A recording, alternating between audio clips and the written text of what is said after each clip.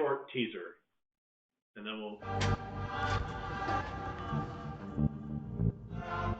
So for me, it's a passion. You know, there's a community that I feel connected to that just is in prison. The Bible says to love your neighbor as yourself. These are our neighbors. I grew up visiting my uncles in prison, and my dad was in and out of jail. And so for me, I guess it's realizing these are people. You know what I mean? These are people that need love and need encouragement, and that the world kind of forgets about. God still loves me, so do I. Freedom, freedom.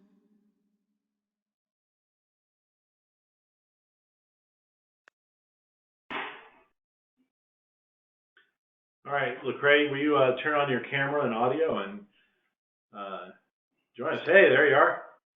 How's How it you doing? going? Doing Oh, well. How's great. it going? I'm doing really well. You know, there's something you said in that video clip just then that really resonated with me. I went to prison with Prison Fellowship. I visited a prison with Prison Fellowship, actually one of the Prison Fellowship academies like you visited, um, back in 2005. And I was, at the time, I was the CEO of a public company, a technology company called Open TV. And I met a Prison Fellowship staffer on a Father-Son retreat. And as a follower of Jesus Christ, I was enthusiastic to visit a prison with him and to see Prison Fellowship's academy model. But the thing that really struck me that day was exactly what you said. These are people. And there's a reason why Jesus calls us in Matthew 25 to visit the imprisoned. Was this visit, I should know this, but I don't, so I'll just ask. Was this prison visit that you did at the Carol Vance unit in Texas, was that your first visit to prison as a performer? I know you mentioned that you visited uncles and whatnot, but tell us about your experience there.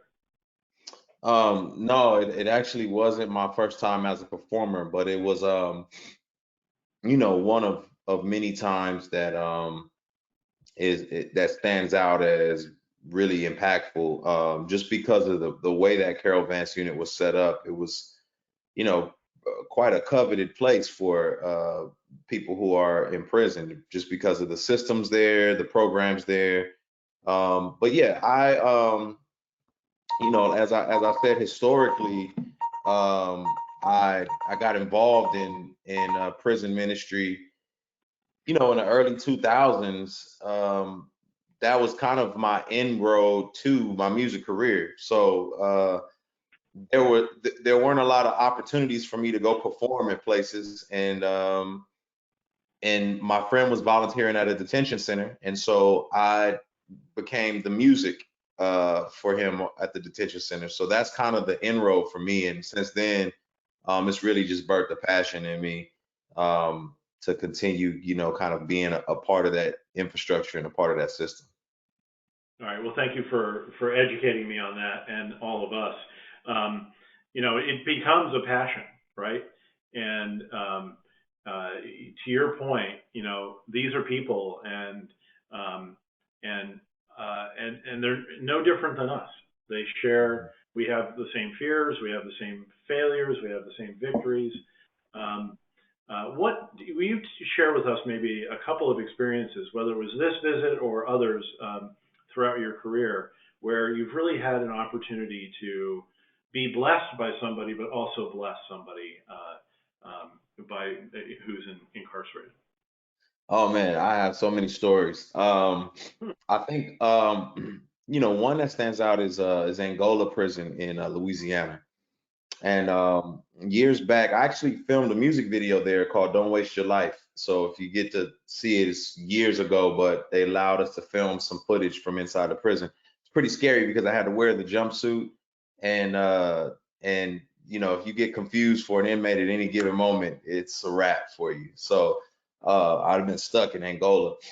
Um, but I got to visit death row, and as I was going to visit death row, we got to have some kind of intimate conversations with some people there, and one conversation just stays with me forever. As this is my first time going down to on death row, and I'm approaching this gentleman, and as I'm approaching him in his cell, he's smiling from ear to ear, and it just caught me off guard because I had no concept of. I just expected like this dark, sad kind of place, and he's smiling from ear to ear, and I we get to talking, and he's telling me his story, and then I just had to ask him. I was just like, man, you just seem very happy. You seem very like joyous. And he said, I am. And I said, why? I just help me understand. And he said, well, number one, you're here.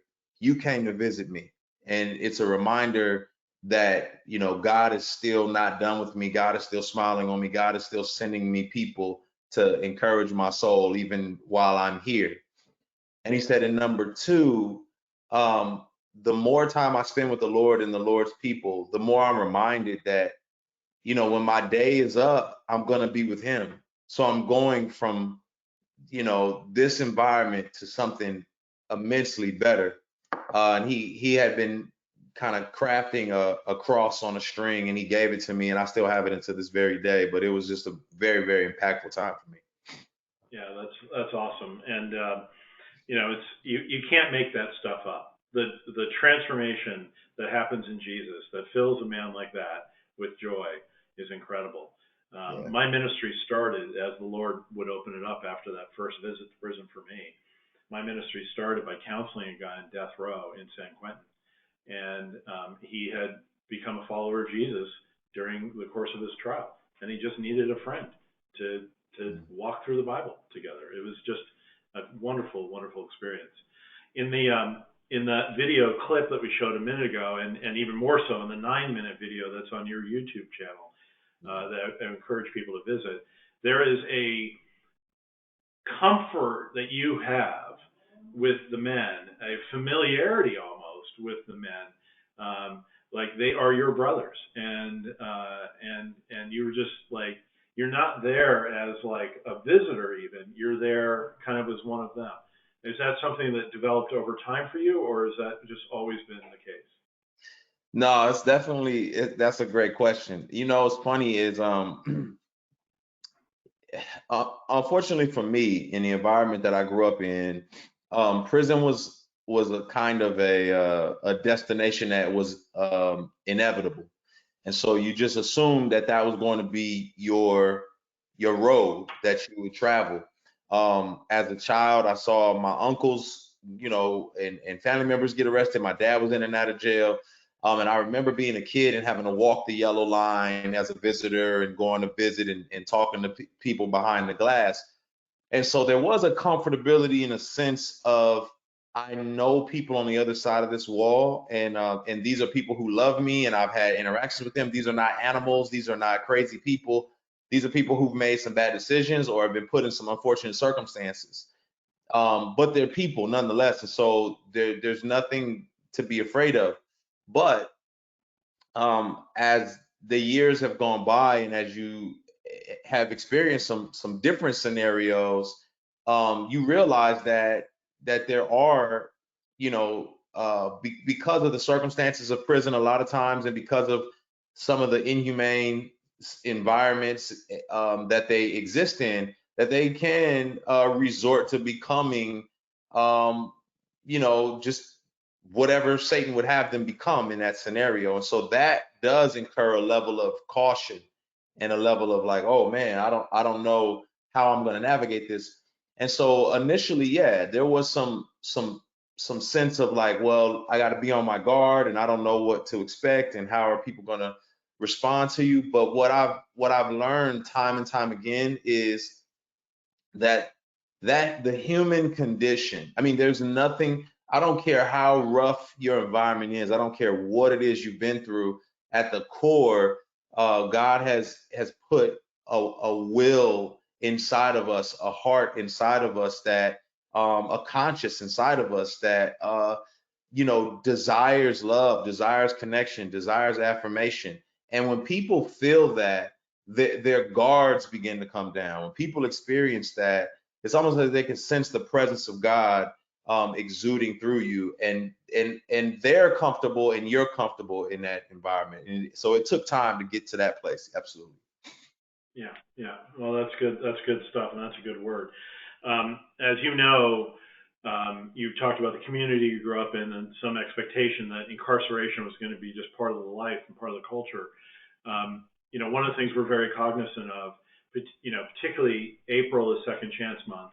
It's the fourth year of Second Chance Month. The third year the president has declared it as Second Chance Month, and many, many governors across the country.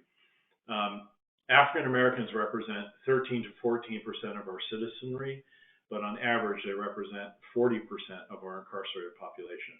Is that I would imagine that's something you care a lot about, that injustice. Is that fair? Absolutely. Absolutely. Yeah, that's definitely a priority in my mind, and it's why I'm consistently a part of the correctional system in America, because I see that, and I think there's ways to fight against that. Obviously, I kind of categorize it as um, publicity, policy, and then for me, it's productivity. And so publicity is making noise, writing books, talking about the things that are happening. Um, Policy is like fighting the policies that put people in these positions, and then productivity is kind of where I spend most of my time. And productivity is just getting involved. Is how can I thwart some of this by being involved with some individuals in the communities, and then how can I get involved in the prison systems now to have some conversations and to help people process what the decisions that they've made, and to help them understand that there is a support system once they get out of prison. And so I hate that. It's unfortunate. I have family members currently incarcerated, and they're brilliant, they are intelligent, but the environment that they've grown up in and some of the options that have been afforded them uh, have created scenarios where this was unavoidable in a lot of senses. And so even for myself, I made it out by the skin of my teeth. There's no reason why I shouldn't be incarcerated today. But that's it. Like you said, it's an injustice. It's a sad reality that we're having to deal with. Yeah, and I think that the states are and the federal government is finally waking up to it. It's just uneconomic to keep warehousing people in prisons and sending more and more people away. It doesn't solve anything. And bizarrely, not bizarrely, that's unfair, but inspiringly, I should say, Texas has become a model for re-architecting their whole criminal justice system. And over the last decade, Texas has actually closed 10 prisons, but is enjoying the lowest crime rate since 1968. So it is possible to reduce the number of people you have incarcerated, reduce recidivism, and create safer communities all at the same time. And part of it is being more constructive in the approach, taking a more restorative approach, like creating drug courts, which Texas did. And not everybody that commits a nonviolent drug crime needs to be locked away. There are alternatives. Some people need substance abuse. Are those the kinds of policies that you are passionate about and that you want to speak to? Yeah, absolutely. I definitely think in terms of just because I I have close experience with drug addiction and with a lot of substance abuse. I see a lot of those as mental health issues more than they are criminal issues. And some people are self-medicating because they don't have proper health care.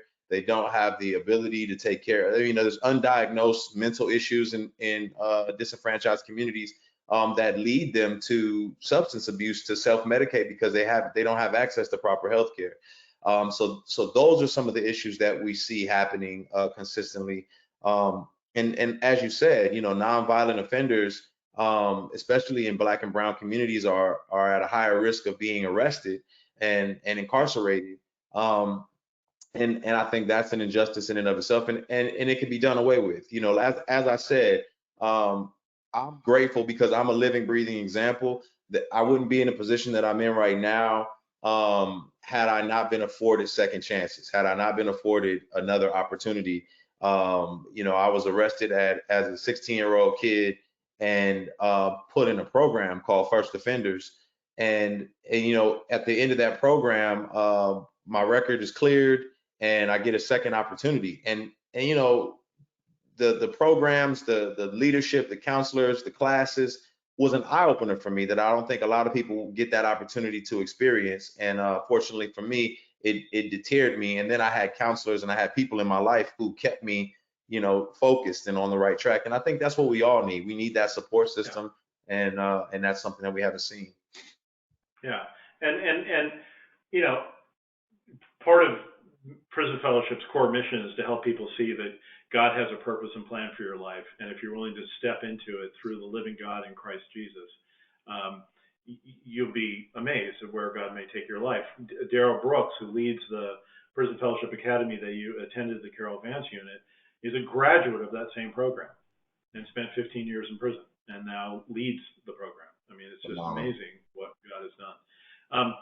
One quick pause. I want to just share with our guests that you can ask your own questions of Lecrae. If you use the questions box on your right there, we will process them. You can start writing them in now. In a few minutes, we'll invite your questions as well. Lecrae, I'm going to send you something, a white paper we just published called the Drug Report.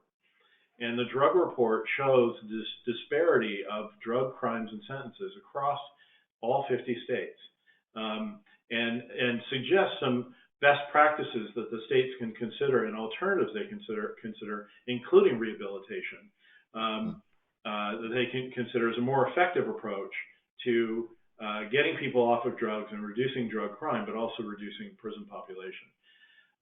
One of the things that we're advocating right now, in light of COVID-19, is that prisons reduce their population. The Hmm. fewer people who are in prison, there is no such thing as social distancing in a prison. You might be in a cell with one or two other people. You might be in a dorm where the beds are racked 3 high. And it's just not easy to keep people apart. So we're encouraging um, people who've served the majority of their sentence, who are nonviolent in nature, that the state or federal government consider alternatives like home confinement or paroling them and having supervised release. For elderly incarcerated who are in a high risk group but not a threat to society, to consider alternatives to allow them to get out of prison. And the encouraging thing is a lot of states and the federal government are really listening to this. Do you have any thoughts on that? Any observations? Yeah, I think I think that is encouraging that people are listening and and paying attention to this, and we've seen some forward progress in terms of people being released, especially nonviolent offenders being released in light of this. Yeah, as you said, I mean, you've been to San Quentin. A 4 by 9 foot cell doesn't offer a lot of room for social distancing. That just doesn't make sense. And a lot of the program is built around people having to be in close proximity. You can't have people just scattered all over the place because it becomes a safety violation, a safety concern. So yeah, I'm grateful for these strides that I'm seeing. At the same time, I hopefully it can move a little faster. There's a video that's pretty viral from some inmates in Ohio, and there's one inmate, laying in his bed shivering, suffering from COVID, and his cellmate is right across from him, and he's scared for his life. And so, it's just these type of circumstances that are become inhumane. And I think we forget that these are people. I think we just categorize them all, and it's very easy to just treat people homogeneously as if they're all the same. It's very easy to say that this person who is in here for a extremely violent offense is the same as a person who's in here for a nonviolent drug offense. And we say, well, if you contract COVID-19, that's your fault. You shouldn't have done this. And we ultimately sentence them Not for the right death attitude. Yeah. that they shouldn't have been. Yeah, no, you're absolutely right. It's not the right attitude, and it's not the way Jesus would have us look at it either. We're all his children, and so and all of that. But one thing, a couple quick things, and I'll ask Tammy to. I think she's probably telling us that she's got some questions for you. Couple of quick things. I have been super impressed with your how you've been calling out the first responders of this, which are the medical staff in hospitals, nurses and doctors, and all of that. So I just wanted to thank you for that. And I have to say, kind of related to that a little bit, I was watching your video for "I'll Find You," which is my favorite Lecrae song, and shows your passion for people who are suffering and sick and all of that. So thank you for that. The other thing I wanted to make sure that our guests are aware is you have a new album coming out next month. Do I have that right? Yeah, a new album called Restoration. Yeah.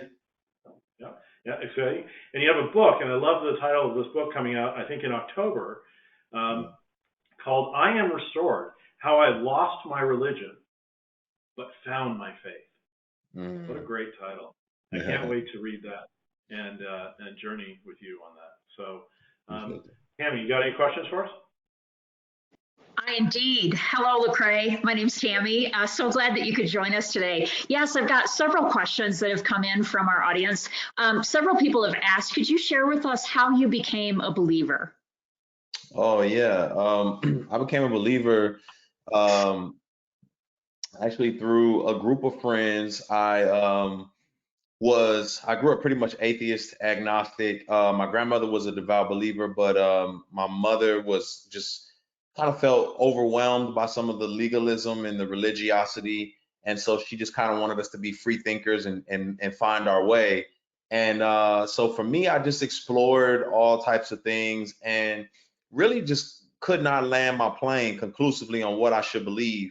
I knew some of the things I was doing and decisions I was making was wrong, but I just didn't have a North Star. And I treated religion like it was a buffet. I just went a little bit of this, a little bit of that, a little bit of this. And so I wasn't afraid of Christianity. And I started to go to a Bible study along with going to like a Buddhist meditation study. But what I found was that the Christians were very consistent in terms of their love for me, and it was almost weird. It was freaking me out a little bit how, ordering food for me and asking me how I was doing, and I was just a little taken aback. And they invited me to a conference in Atlanta, paid my way to go to this conference, and I'm just like, I'm going because there's girls there. Obviously, I'm 20 years old, so I'm like, oh, there's gonna be girls at this conference. But when I got there, I heard a compelling gospel message, and it talked about Jesus in a way that I had never heard, about him suffering on my behalf. And it just floored me. It dropped me to my knees, and I cried out to God asking for forgiveness, and I haven't been the same since.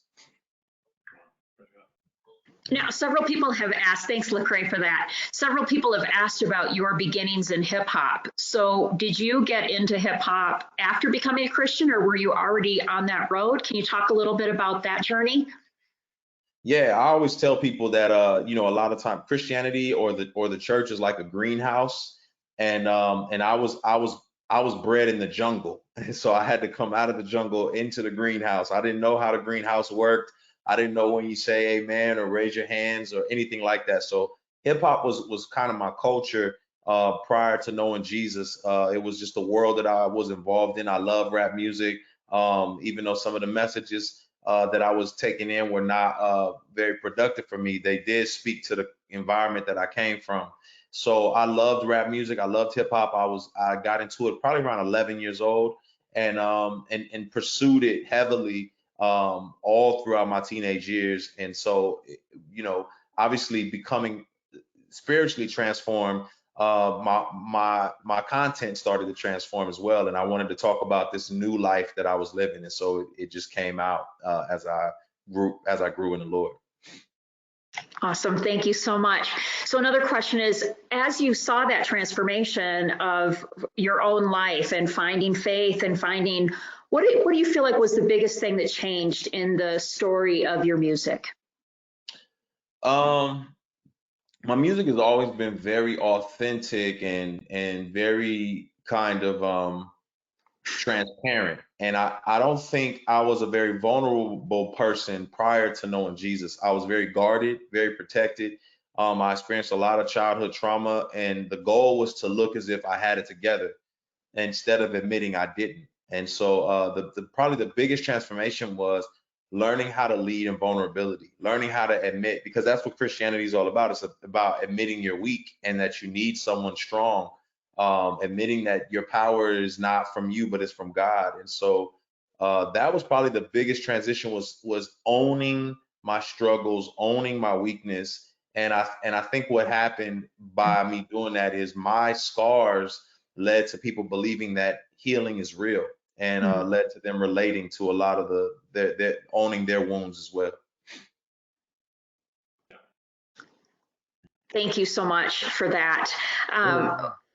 Obviously, we have a number of our in-prison volunteers who are on this call today, and I have several people reaching out saying, how could I get you to come and perform at our prison for the inmates that we work with? Is there a way for them to connect with the right person, or what would they do if they wanted to see if you might be available for that? We'll get you some gigs here. Yeah, I love it. It's hard for me to turn down an opportunity to come to a prison. It's literally a passion for me. I would say the best route to take is to email management or mgmt@lecrae.com, mgmt@lecrae.com, and either Flex or Derek will be in touch with you. But it's not hard at all. A lot of times what I do is I will have a show. If I have a show in that particular city or a concert or something along those lines, then I'll just take it upon myself to come and come to the prison during the daytime and see if we can set something up while I'm there. Wonderful. Well, I have a feeling that you're going to get some requests based on you being with us today. So thank you for that. Yeah. Someone asked, do you have a favorite moment from spending time in prison? Like, do you have a favorite story or something that has, I'm sure you have lots, as you shared earlier, but is there a favorite that really impacted you? Yeah, my favorite currently is a buddy of mine, Rasan. Rasan is currently incarcerated at San Quentin State Penitentiary, and I got to spend some time in San Quentin, and he's just an old, wise guy. I won't say old. He's an older, wise guy, and he shared with me his story, and he told me, he's currently been there for 15 years, serving a 55 to life sentence for a decision that he made when he was younger, and he said, the first few years, Lecrae, I was depressed, I was angry, I was frustrated, I felt just like trapped. And then he said, one day I woke up and realized I could not change my circumstance, but I could be changed in the midst of my circumstance. And his acknowledgement to say, I'm going to allow God to make me into what he wants me to be while I'm here, instead of constantly focusing on the negativity and the sad part about being here, was so inspiring. And what he went on to do was he went on to take, obviously, this is all faith, but he went on to take financial literacy classes, and now he coaches his family members through financial literacy. He went on to take literature and writing classes, and so he's been able to write articles for GQ and Vice, and so he's really taken hold of the opportunities that sit in front of him instead of staying stagnant. And it reminds me of Paul. When Paul's writing all these letters from prison, he's not allowing his incarceration to make him feel as if he's now worthless and he can't be a productive part of the kingdom. And so that was probably one of the most impactful opportunities that I've had in a prison. Oh, that's a really great story and very powerful. I think we all have those stories as we've gone into prison and met people and just been astounded at their stories. Lecrae, I went to the Louisiana State Penitentiary as well. It was one of the first prisons I visited after coming on to staff, and had much the same experience. I went to death row as well and had that really overwhelming experience of just seeing hope in places that you would not expect to see hope. So thank you so much for sharing that story as well. James, I'm going to turn this question over to you. Somebody reached out and asked, what kind of support systems are offered for folks that we work with upon release? And this person is actually from Ohio. And I might start that answer by just saying, please go to our website at pfm.org and go to the map and look at where our staff is in the state of Ohio. And you can reach out to find out what might specifically be offered there. But James, do you want to speak for a minute, just overall, some of the things that we try to provide as a ministry for people as they're coming out of prison? Yeah, so a couple of things. First of all, we a few years ago formed a partnership with Celebrate Recovery because addiction issues lie at the core of many people's criminal history. And as Celebrate Recovery would be the first to say, everybody has hurts, hangups, and habits. And so Celebrate Recovery is part of our academy program all across the country. And so we try to connect people with a Celebrate Recovery chapter on the outside so they can continue that programming when they're coming out of prison. One of the things that we've learned over the years of Prison Fellowship is that re-entry is very, very localized. So as people leave prison and particularly leave our programs, we seek to partner with re-entry ministries that exist on the outside that people can step into, whether it's halfway houses or other types of gatherings. And we've piloted this largely in places like the Twin Cities of Minnesota, Minneapolis, St. Paul, and Houston, Texas, for example, where we have strong working relationships with re-entry ministries that we can hand people off to. Because sometimes you just need those training wheels, if you will, of coming out of prison, getting ready to now making decisions on your own. You know, you're in prison, all the decisions were made for you, and now you have to start making some decisions. You need to be in a community that's healthy and productive, right? That's Christ-centered, maybe not the community that you were in when you went to prison, right? And so getting introduced to a new community that's going to love you and welcome you and help connect you to businesses that are willing to hire people that were formerly incarcerated, or apartment buildings that are willing to, even though you don't have any credit rating, you know, willing to lease you an apartment and things of that kind. So we found that to be very, very localized. And so we encourage our field staff to really know the partners on the outside who can help people bridge that divide. It's great. It's great. Great. Thanks so much, James.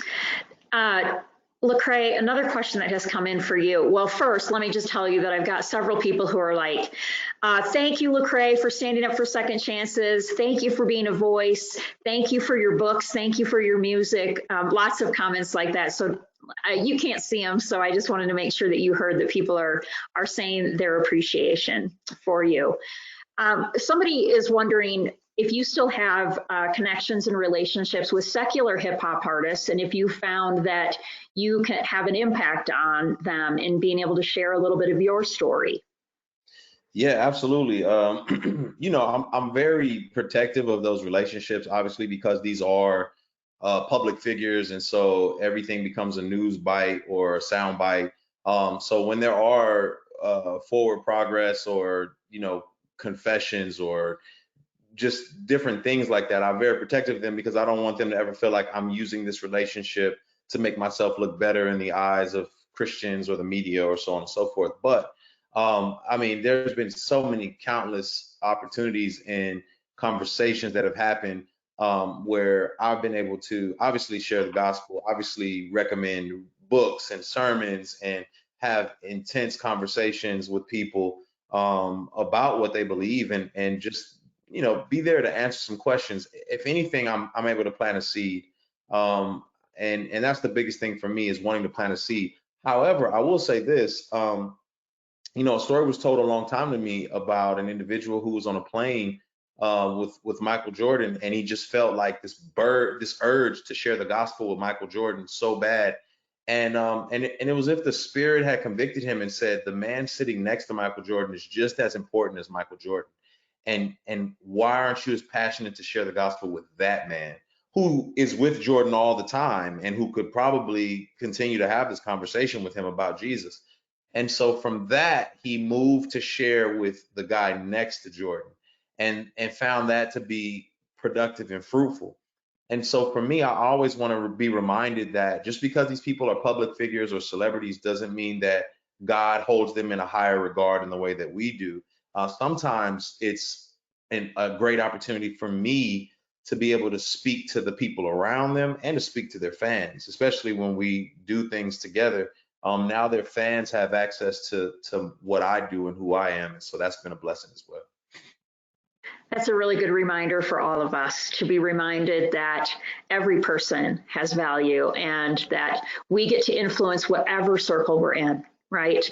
And in that light, someone did ask, how is your relationship with your family, especially those in your family who continue to get engaged with the criminal justice system? How do you encourage and support them? I'm sure that that's been challenging over your lifetime.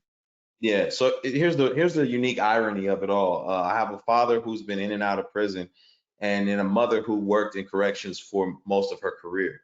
So, so I actually grew up hanging out at the halfway house as a kid.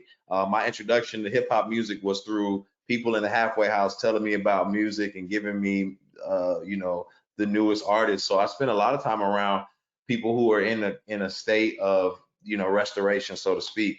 Um, so it was just always around me. I guess this process was always around me, and seeing family members come in and out of it was pretty normal early on. Now, with the knowledge that I have and with the perspective and obviously my faith, my heart beats for them even more. And Mhm. so, um, I have a cousin that I have been in touch with, and we weren't necessarily close growing up, but he finds it really valuable that me, with my busy schedule and everything else I have going on, takes time to do video conferences and calls with him and write letters and send him things. And it's because of my newfound perspective and understanding of what's going on, and wanting him to know he's not forgotten. And so it's been unique in having to deal with that. And I've told some hard stories, but I feel like I have a unique opportunity to speak love and life into them while they're in these circumstances. Thank you. One of our Absolutely.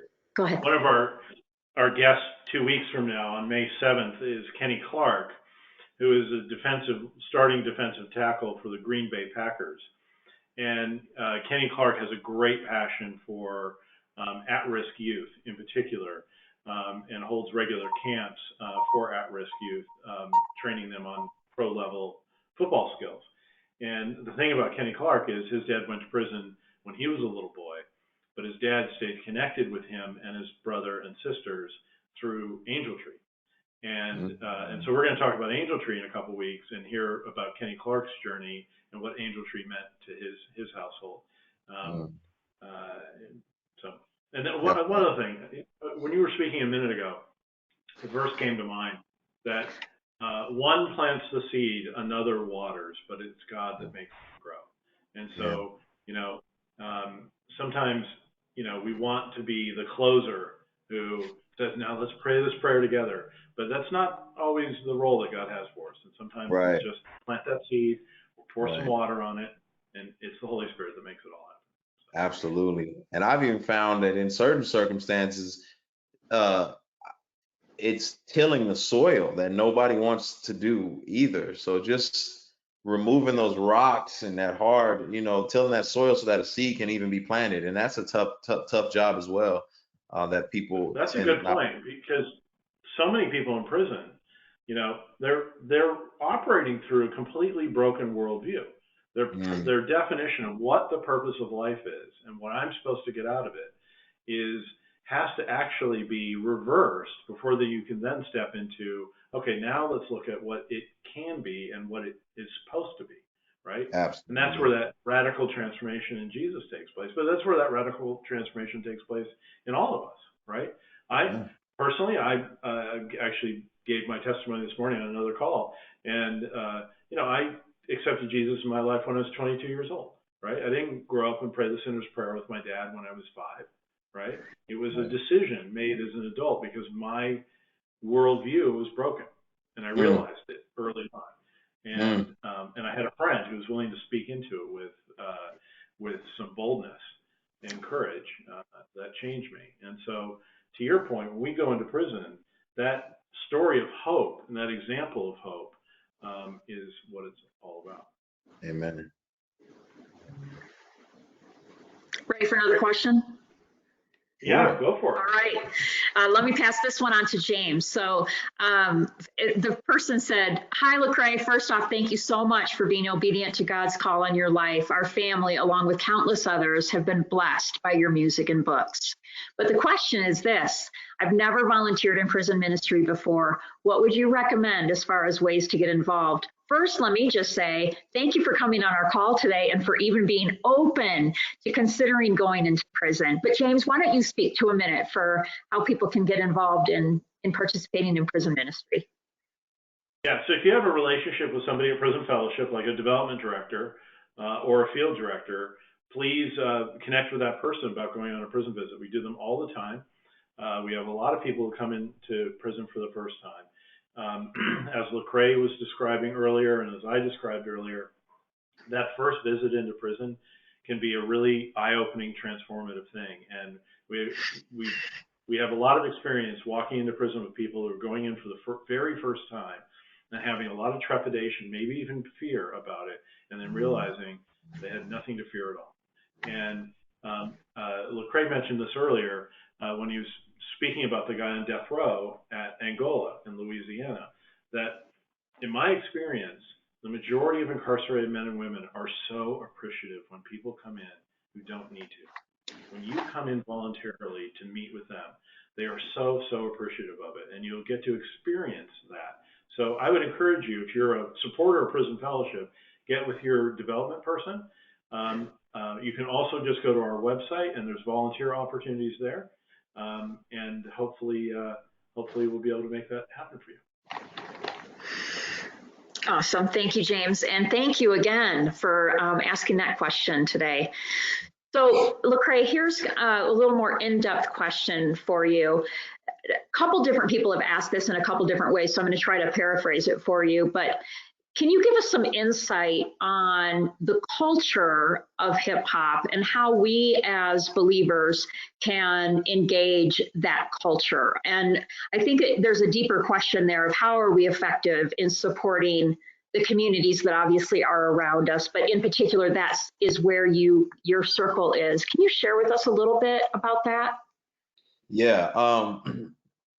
Before I do, I will say I spoke about this as a YouTube link. If you look it up, Lecrae, it's actually like a TEDx talk on this very thing. So if anybody wants further insight on it, you can feel free to look this up. But you know, hip hop is historically started in the early 70s by a group of disenfranchised Black and Latino youth who had nothing to do and were trying to stay out of trouble and becoming creative with their giftings and their talents. What it began to be was the mouthpiece of the community, telling everyone what was going on and how things were happening, because at that time period there was no newspaper system to articulate some of the ills and the woes that were happening in this community. So hip hop began to be the voice of that generation. As time progressed, people paid money to hear these stories and these tales of the community.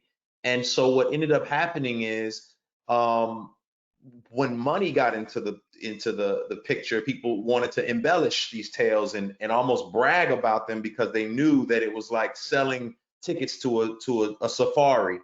And the reason why these tales were so terrible is they didn't start off that way, but you know, during the early 80s when crack and the drugs hit the inner city communities, there was there's a lot of reasons why that happens, which goes into detail in the talk, but that's when mass incarcerations really started taking off within those urban communities.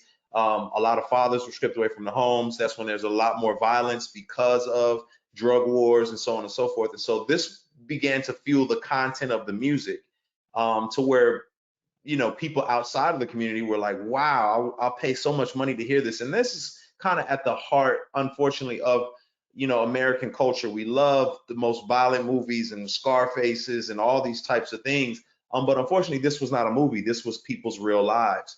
And so what hip hop does in a lot of ways is it tells these authentic stories of what's going on.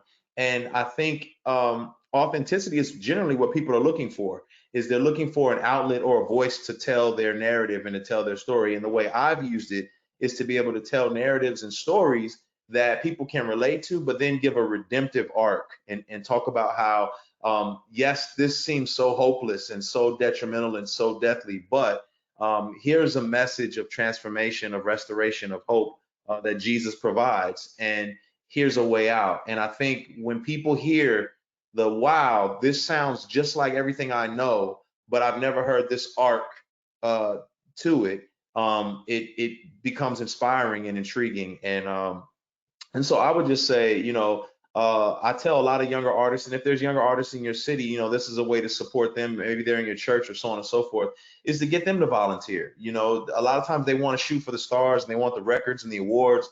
And one of the best entryways to being a great leader is to being a servant, and just getting them to serve in some of these prisons and doing some songs. I mean, it helps them in terms of their working through what they need to learn, but it also gives the opportunity for them to serve. That's excellent. Thank you for that insight.